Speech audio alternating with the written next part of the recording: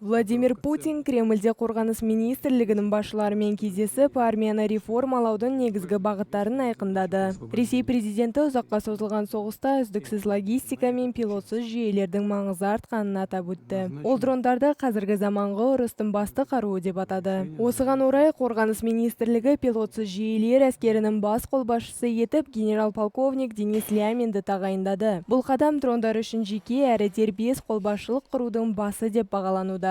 Министрлікті қайта құру процесі өткен мамырда Сергей Шойгу қызметінен кеткеннен кейін басталған еді. Содан бері бірқатар генералдар қамауға алынып қызметінен қуылды. Сарапшылардың айтуынша, бұл тазалау бұрынғы ықпал ету желілерін жойып, армияны арнайы қызметтердің бақылауына толық беру үшін жасалып отыр.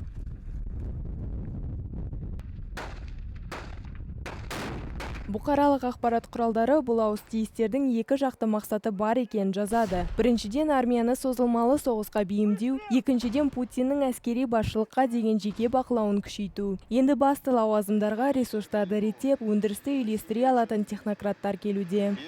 Бұл реформаларды жаңа қорғаныс министрі, экономист әрі технократ Андрей Белоусов негізгі рөлді атқарып отыр. Оған қару-жарақ өндірісі мен жабдықтауды қатаң тәртіпке келтіру жүктелген. Сарапшылардың пікірінше, дрондарға басымдық беру, логистика және қатаң бақылау қазіргі өзгерістердің басты себебі. Өйткені Кремль армияны созылмалы соғыс шындығына бейімдеуді көздейді.